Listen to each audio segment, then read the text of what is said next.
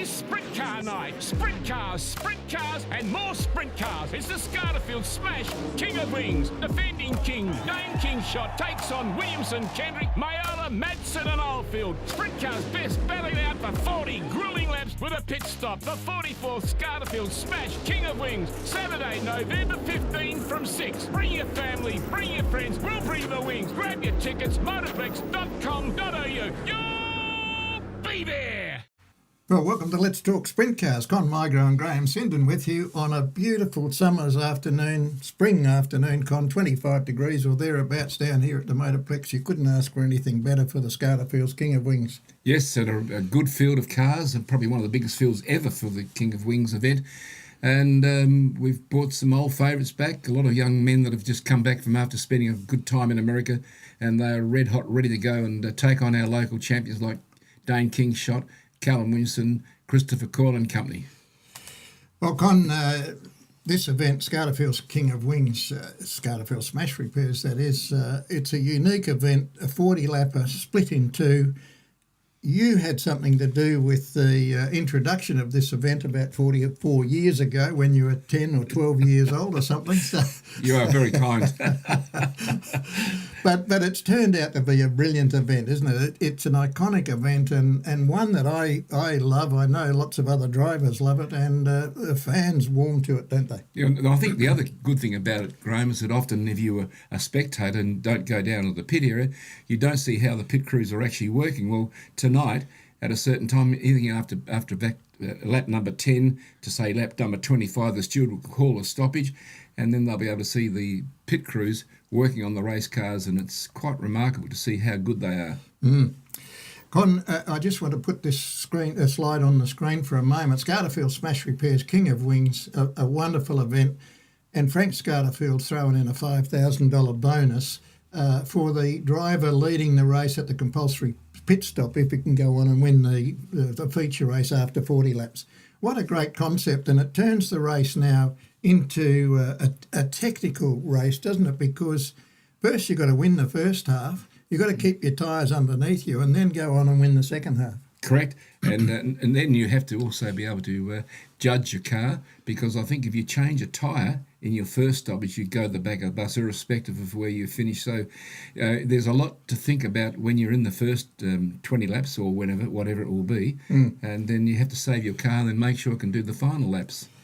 Now, this race, perhaps more than any other, because it's, as you say, it could be 15 laps when the first half of the race is called. And you need to be in the lead at that time if you want to pick up the bonus. So it means that more than ever, the qualifying and dashes and heat races are critical, because you want to get yourself up the front, if not the front in the first row or two, to make sure you're there at the halfway mark. Absolutely, and look at the field we've got tonight, Graeme. There are, well, there's 4 or 5 men that are here tonight as our visitors. They are Australian drivers, but they've done 40 or 50 plus 60 race meetings in America, so they're in red-hot form, and it's a very exciting lineup, and I just say, let's get the show on the road. Well, before we do that, why don't we have a look at the lineup? And there it is, Con. Goodness me, as you say, there's drivers coming out of the woodwork. They all love this event, and it's a long time since we've just seen, I don't know what, there must be half a dozen visitors. Let's just have a quick look.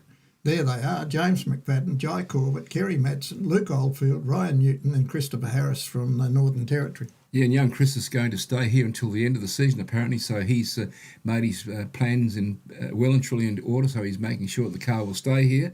He'll fly back home to work and do what else he has to do. And the other guys will go floating around. Of course, James McFadden was originally from the NT, and now he lives in Victoria. But that's a cracking field, isn't it, when you throw those drivers? I mean, you're talking about the Australian and Western Australian champion in James McFadden, Kerry Madsen, a wily old dog. Ryan Newton proved himself on several occasions when he's been over here, particularly when he brought his own car over here a season or two back. He was just outstanding. Luke Oldfield, a fan favourite and a very quick peddler. Doesn't get much better than that, does it? No, and last Wednesday night, James McFadden showed just how good he's got. His silky, smooth skills he was going around the track, and I haven't been told this officially, but I've been told by a couple of the guys who were there, they said he was under the 1 lap record. So if that is the case, he's well under 13 seconds. But they reckon just to see him drive, the car was hardly making a noise. It was so smooth, and that's the reason why he is the number one man in Australia, and he is the WA champion as well. Well, as you say, Con, it doesn't get any better than that. I mean, Australian and WA champion James McFadden, you were talking about there. Jai Corbett showed a bit of class and quality in the Luch Monty car last time out, the Western Atlas, wasn't it? Well, we all know that he's a very good driver. He's got an excellent car under him, and it's probably a confidence thing with him now. But if he gets the brakes early in the race or the show tonight, he'll be hard to beat. He's a very, very good driver. Kerry Madsen back in the Diamond Bay car from Bunbury. What an outfit they are, and what a combination they are together. Well, he's just fresh off the the High Limits and World of Outlaws, driving for the great Tony Stewart. And next year, that car will be driven in America by Rico Abreu. So there's a lot of things happening in the world, especially like changing chairs. Luke Oldfield, we just mentioned him. He'll be driving the Pete team car. I think he's driven for them each time he's been in WA, but he's certainly a performer when he's on song, isn't he? Very much so, and he's not driving a dull car. He's driving a car with a lot of potential. And going back to our list, Ryan Newton on this occasion is driving for Sean Carron in the Gold Star Transport entry. He's going to be a tough nut to crack. Yeah, well, I think he's one of the drivers. Someone's told me he's done 66 race meetings in America in the last 6 months, so he'll be red hot. I don't think he's 21 yet, but if he is, he won't be too far from it. And driving for Sean Curran, Sean is a man who's been around the sport for a long time. He was with the Kendrick team. I don't think he's a driver in the pits that hadn't at one stage of their lives been helped by him to go and set their cars up. And I noticed the car he'll be driving is the 77 car, not the 95 car that he has for the American driver, but it's a really, really quick car. Yep, very good. So, in fact, knowing Sean, he doesn't do things in half measures. Yeah, and what a nice bloke he is as well, isn't he? You know, you wouldn't think he was a wealthy businessman, and he's just someone else in the pits and talks to you all. It's great. I love him. He loves the sport too. Now, Con, Ryan Newton, as we say, will be driving Sean's car this time out. When he bought his own car over, he had that big banger non-hot motor from America in it, and we all just stood and watched in awe because he had had about 6 events that he had driven, and we were just starting out on our opening night, but he was just sensational, wasn't he? Was and is a great driver. His father has a big building company on the Sunshine Coast of Queensland. He's a nice young man, and he's a very capable young driver. And when you look at the sport now with a guy like him, you could say he's at least another 20 years of racing, and he'll still only be just about 39, 40. So he's got a lot of years left in him. Now, Con, I don't know anything at all about Christopher Harrison. Can you fill the gaps in there? I'm likewise, only the fact that when a guy brings his car a couple of thousand miles away from his home and says, I'm going to learn to drive this place, you mean that he has a fairly healthy respect for us, but he also himself, because you don't come down to Perth and think you're going to learn to drive. So I would suggest to say he's going to be performing very, very well. You're watching Let's Talk Sprint Cars. We'll take a short break and we'll be back right after this with plenty more Speedway. Don't go away. Let's go racing off at turn number 4. We are Green. We welcome you to the Perth Motorplex here on 7. It's time to double down. It's time to raise the stakes. And it is time to go all in with High Limit Racing. Kyle Larson is a $100,000 sprinter and wins the High Limits International Sprint Cars here at the Perth Motorplex. Probably one of the top 3 best facilities, best racetracks. It might even be the best. At Maddington Toyota, we're all about great deals, value, quality and service. Head to our website for quality new, demo and pre-owned vehicles with videos so you can find your perfect car. We can organise the details by phone and email and deliver the car right to you. Check out the entire Toyota range, plus a huge selection of pre-owned vehicles, all backed by our real commitment to great service. Maddington Toyota, great deals and great service. Oh, what a feeling. Well, there we are, Maddington Toyota there. Thanks to them, great supporters of Speedway and, in fact, of our Let's Talk Sprint Cars and Let's Talk Speedway. Yes, oh, what a feeling, all right, Graeme. And you see me tonight wearing the Williamson Yes, T-shirt. Con, you're out of uniform I am. here. I'm out of uniform, and I do apologise for that. But you caught me as I was going to get changed. But I'll tell you a little story. This might be an omen for Callum, but I think you wouldn't want to put your house on this, because tonight there's 4 or 5 guys out there that are really gunning for him. Dane Kingshot's one of them, of course, the visitors. So, oh my goodness gracious. I hope you've all taken your heart pills. Well, Con, let's you and I just relax in this beautiful 25-degree warm spring day. I was able to catch up with James Inglis during the week and did an interview with him. So what I'd like to do is just play a few excerpts of that interview, and then Con and I will come right back and join you again. Here's James Inglis. Scardifield Smash Repairs, and Frank in particular being the boss of the outfit, he's a great supporter of, well, not only yours, but Speedway in general, isn't he?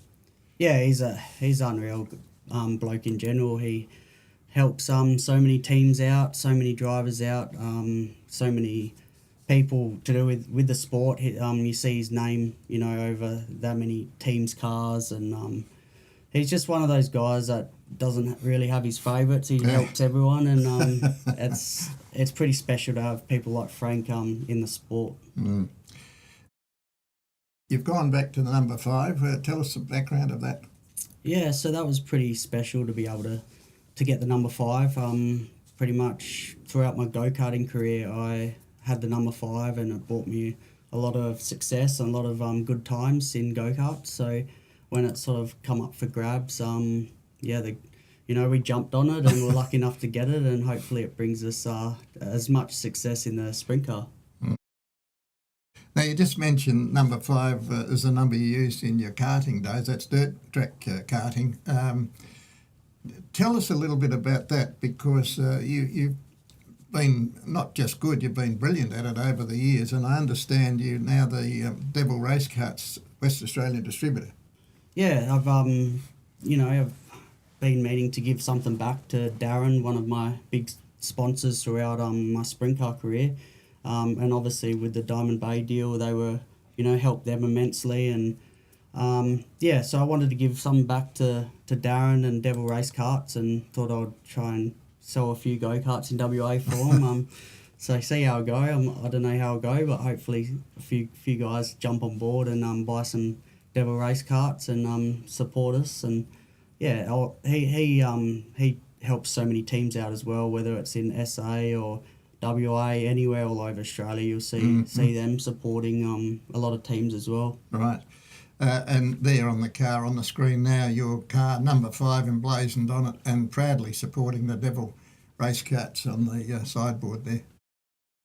We talk about the Maddington Toyota Sprint Car Series, the richest series in Australia bar none, and it's been brilliant for Western Australian sprint car racing, well, Australian sprint car racing, because it's encouraged East Coasters to come over here and race in some of our events and so on. But you've actually been there and done it as well. You're a former Maddington Toyota sprint car champion, I think 22-23 if I'm correct, and then you backed it up the following year as a runner-up. So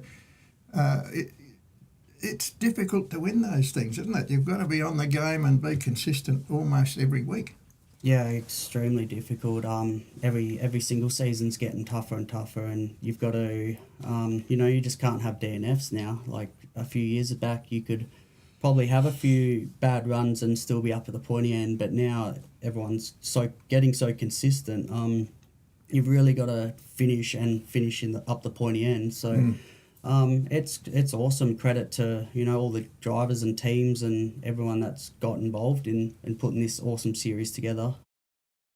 They are beatable, and Callum Williamson showed just that. James McFadden, although he's an Australian international, he took it up to last in the first 2 lead-up events to the 100,000 to win race, so it is possible. Yeah, I'm really hoping that one of us, Aussies can take out the 100,000, and even better if it'll be a WA guy, that'll be pretty special. But, Callum and Dane, I feel like they're at their prime at the minute. They're driving exceptionally well. I know they're definitely going to be up the pointy end, giving it their best crack, and I think we're starting to find our straps again, which is pretty cool, and hopefully, we can get through the King of Wings really strong, and then the state title, and then before we know it, High Limit's going to be on us.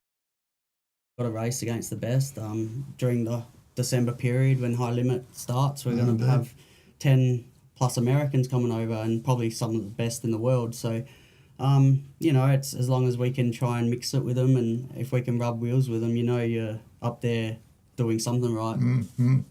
Now, talking about High Limit International at the Perth Motorplex, that'll be after Boxing Day on the 28th, 29th and 30th.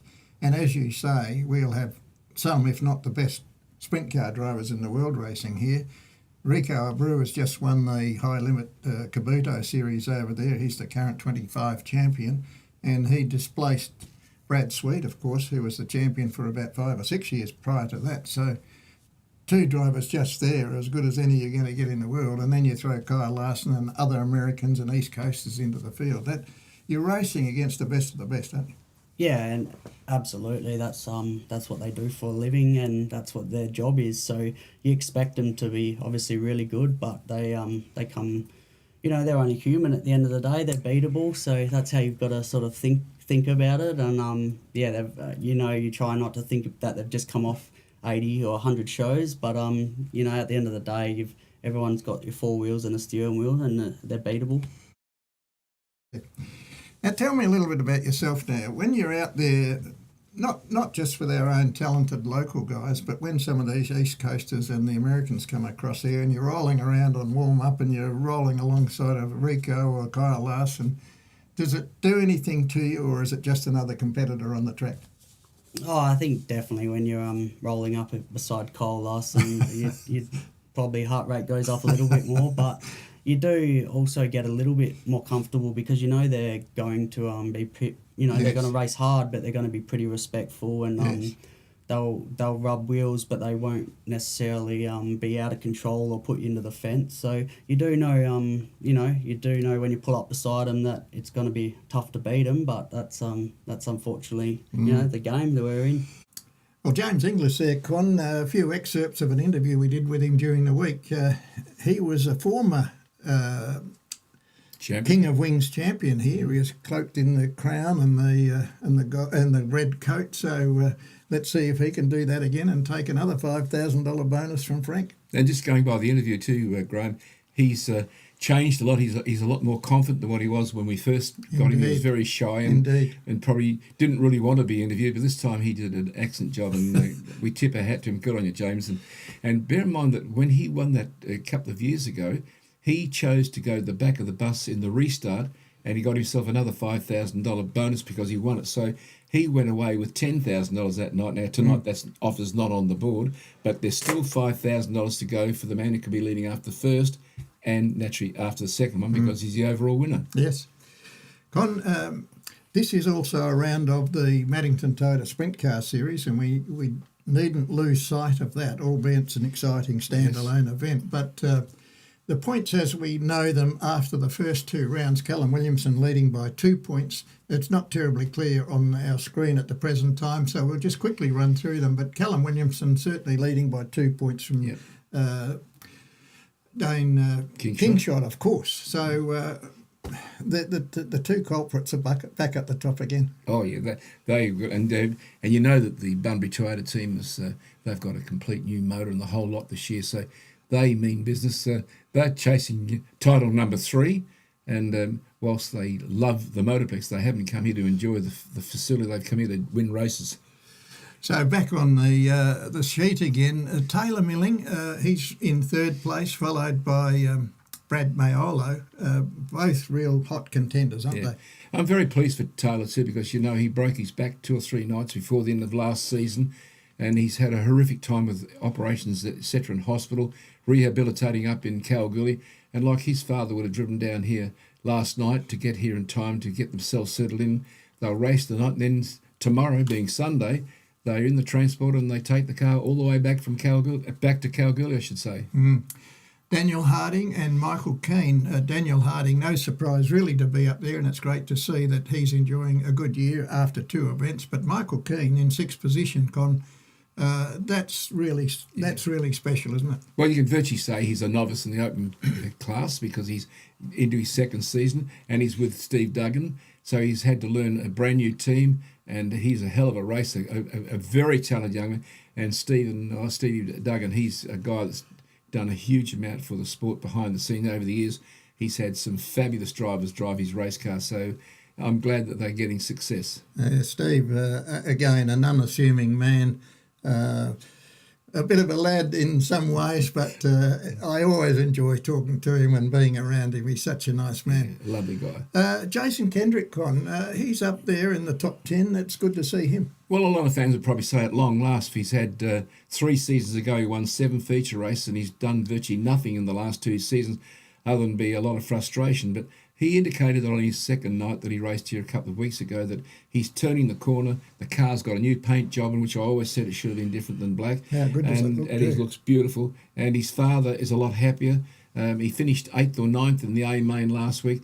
I know it's a far cry from winning, but you know they're coming from a long way back down the road, so they're on the money.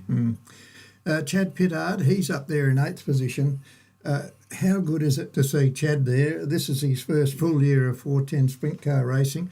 Unfortunately, he's not in the field tonight. He's got a very good family friend getting married. So Yes. How dare people get married on Speedway night? That's what I said to his father, Ray. What's wrong with these people getting married on a Saturday and on a Speedway night? What's going on? But we all understand that. So poor old Chad, he'll be at the wedding, and he'll probably have one ear on a transistor listening to the commentary from Motorplex tonight. I'm sure he'll not only listen to he'll be on Clay Per View or Channel 7 or whoever's broadcasting it tonight. I don't know myself just yet.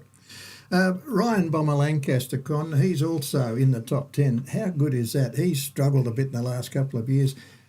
Seemingly through no fault of his own.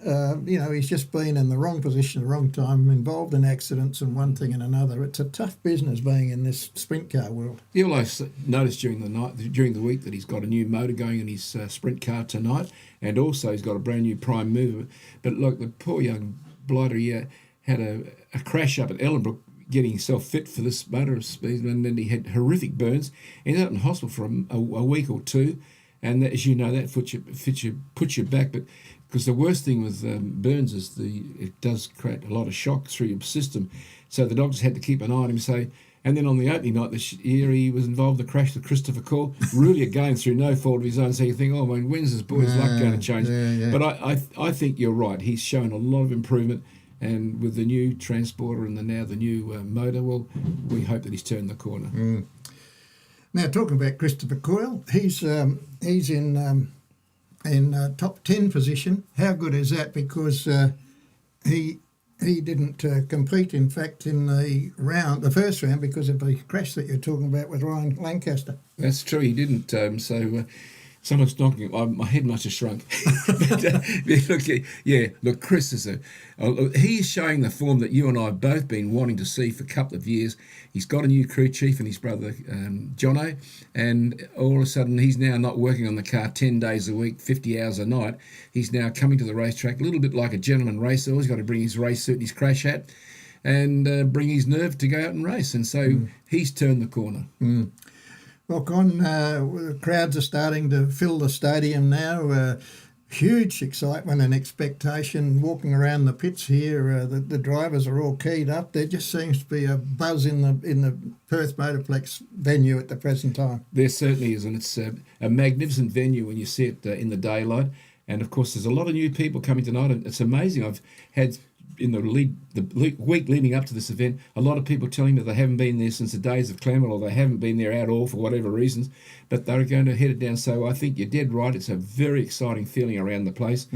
And also there's some news about high limits. You know that Gavin has 140 tickets only left now, I think, for the final night in the gold area. The rest, there's still a lot of seats available, but in the gold area, this is the grandstand area, there's only 140 tickets left, so that event is going to be a sellout. Already you can feel that. And I think there's about 70 odd people booked their caravans into the area, so you and I will be there and we'll have a lot of friends this year. Oh, indeed. We've got plenty of friends that sit in that gold area, and they just love that that section of the speedway to watch the events on. So, as you say, there's limited tickets for that, so you wouldn't want to leave it too long. Yeah, and I'd like to just give a little plug. We look after what they call the Highline Bar, but if anyone's out there wants to have a party with your family for whatever reason, you can ring up the Motorplex during the week. You can get yourself a booking in there. We've been up there, and a lot of people come up there just say what a wonderful place to watch the speedway from. Yes. Now, Con, we've spoken a bit about, a lot about this event, about the visiting drivers, about our own drivers here, particularly Callum Williamson and Dane Kingshot, who have started the season off brilliantly. They both had a feature race win each.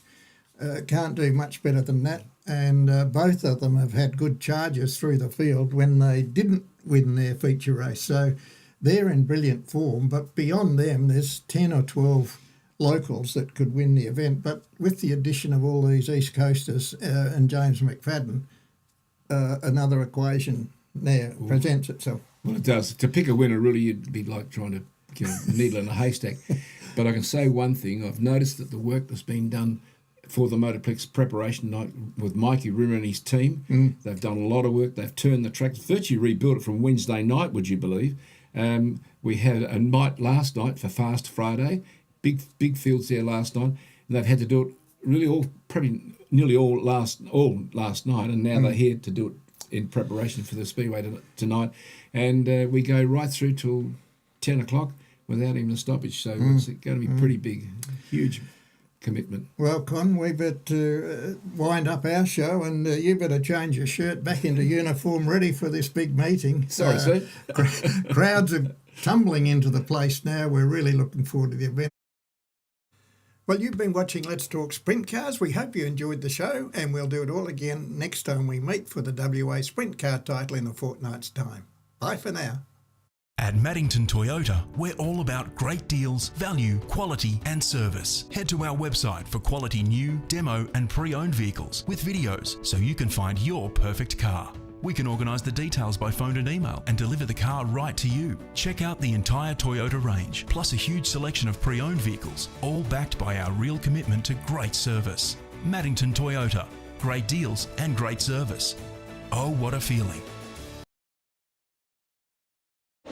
Saturday night is Speedway night. Jolly Good in-car audio presents the WA Sprint Car title and John Day Classic. State Sprint Car Championship pride on the line. Saturday night, the Motorplex turns orange to salute the General. The Jolly Good in-car audio WA Sprint Car title. Grab your tickets, motorplex.com.au. You'll be there.